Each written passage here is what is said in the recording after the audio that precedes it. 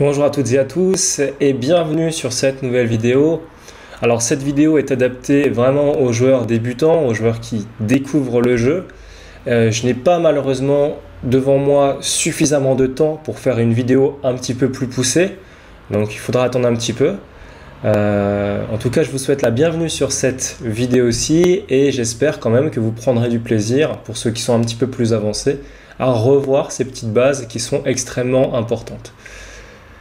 Donc on va justement commencer avec cette fameuse position qu'on a devant les yeux. Donc une position de finale relativement connue où les blancs vont essayer de passer soit d'un côté, soit de l'autre tout simplement. Et donc les noirs vont devoir à chaque fois pouvoir prendre l'opposition lorsque les blancs passeront d'un côté ou de l'autre. C'est-à-dire que par exemple si le roi blanc veut passer sur F6, il faudra que notre roi noir puisse être sur F8. Puisse venir sur F8 et inversement, si le roi blanc passe sur H6, il faudra que le roi noir vienne sur H8. Voilà. Donc vous comprenez qu'on va jouer sur une case neutre qui va nous permettre de pouvoir bifurquer sur l'une ou l'autre de ces cases.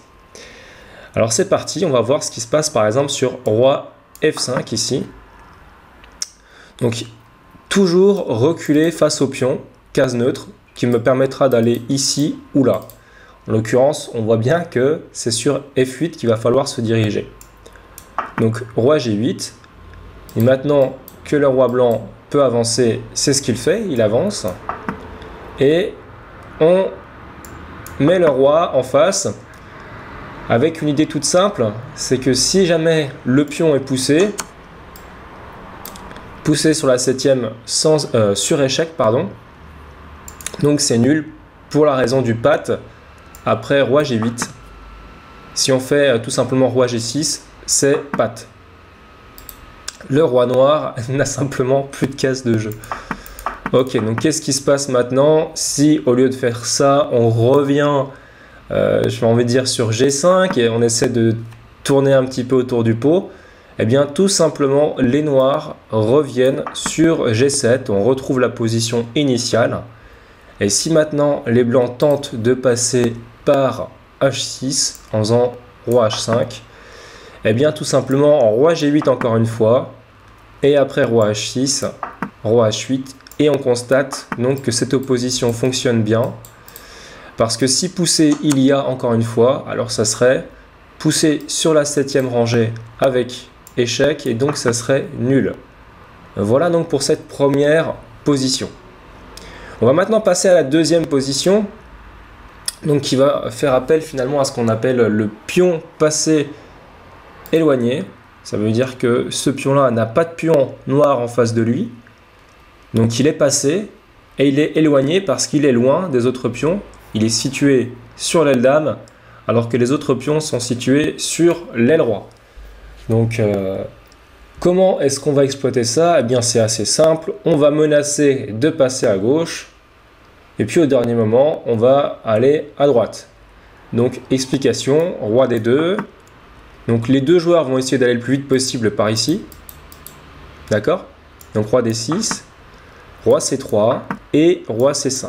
Donc là opposition, on ne peut plus avancer, on est bloqué, d'accord? Donc maintenant B4 échec.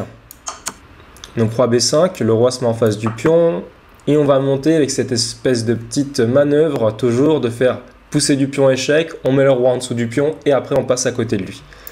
Donc roi B3, le roi est obligé de monter, toujours face au pion. Hein. Roi C4 et ici roi C6 tout simplement. Et maintenant après roi C6, on pousse encore une fois et on fait la même manœuvre, pousser, roi ici et roi ici. Ok. Je vais aller assez vite parce que ça sert à rien de perdre trop de temps. Roi B7, roi C5 et roi C7. A noter que tout coup de pion sur l'aile roi des noirs aurait affaibli et aurait laissé des trous qui nous auraient permis d'amener le roi et de passer comme on va voir maintenant. Mais c'est nous qui allons devoir créer ces faiblesses. H4. Donc là on menace de faire H5, H6 et de casser complètement la structure de ces pions. Donc, les noirs doivent répondre avec H5. Alors pourquoi? Parce que si on fait H5, H6 et qui prend, il nous laissera la case sur F6 pour venir avec notre roi manger tous les pions tout simplement. Ok?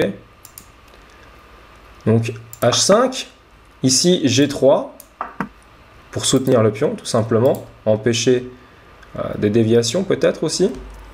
Donc ça c'est ce qu'on appelle la digue en général, avec F2, G3 et bon d'habitude c'est H2 mais là ça peut être H4. Donc G6 et hop on a notre petite case de pénétration dans laquelle on va pouvoir mettre notre roi pour venir gober tous les pions. Donc on va même pas s'occuper du pion B5 qu'on va sacrifier pour la bonne cause. On va juste faire roi D5, roi B6, roi E5, roi prend B5 et roi F6. Et maintenant vous constatez donc qu'on a un champ libre pour capturer les pions.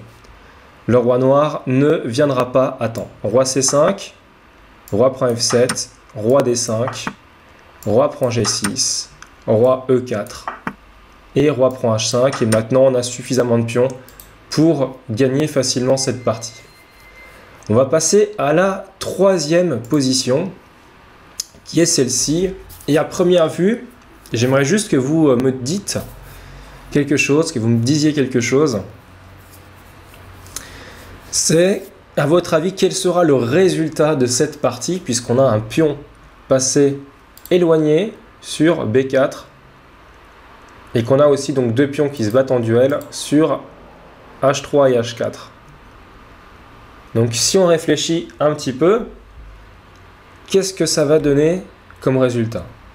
Il faut essayer de voir le plan de jeu. Donc pour ceux qui veulent continuer à chercher, je vous invite à mettre pause. Pour les autres, je vais vous montrer tout simplement. Alors, on va jouer de la même manière que tout à l'heure. On va faire roi C3 et on va directement aller chercher le pion, puisque ça ne changera rien si qu'on atteigne pardon, la sixième ou la troisième, c'est pareil. Donc roi C3, roi B6, forcé. On ne peut pas rester au contact du pion. Donc roi D4, roi B5. Roi E4, donc là on voit que le pion il est grillé. Roi F4, roi C5, roi G5. Alors on aurait pu faire roi G4, mais en général roi G5 c'est mieux, puisque justement on peut contraindre parfois les déplacements du roi adverse. Donc roi D6. Alors là, juste une info que vous devez savoir, si le roi noir atteint la case G8, c'est partie égale. Donc roi prend H4, roi E7. Roi G5, roi F7, et oui, il va atteindre la case sur G8, et donc ça sera complètement égal, on va voir pourquoi. Donc roi H6, roi G8, et roi G6, roi H8, donc le roi va rester sur ces deux cases, le roi noir va rester sur la case G8 et la case H8, donc H4, et vous voyez qu'on ne peut pas du tout le déloger. Et c'est simplement patte après roi H6. Il n'y a pas moyen de jouer autrement. Donc on va passer maintenant à la dernière position, celle-ci. Et on voit que, à la différence de tout à l'heure, le pion n'est plus sur H3, le pion blanc, et puis le pion noir sur H4. On a monté de deux cases chaque pion. Donc le pion blanc est sur H5 et le pion noir est sur H6. Et ça change tout. Parce que maintenant, après roi C3, donc roi B6 comme tout à l'heure, roi D4, roi B5, roi E5, roi prend B4, roi F6. On constate donc une chose, c'est que pour atteindre la case G8, le roi noir, il est vraiment en retard maintenant. Donc roi C5, roi G6, roi D6, roi prend H6, roi E7 et roi G7 et la muraille de Chine. Tout simplement ici le pion va pouvoir passer. Alors pourquoi? C'est simple, parce que le roi n'a pas le temps de contourner pour aller capturer le pion. Donc H6, roi F5, H7 et ça va à dame tout seul. Voilà, donc c'est la fin de cette vidéo. J'espère qu'elle vous a plu.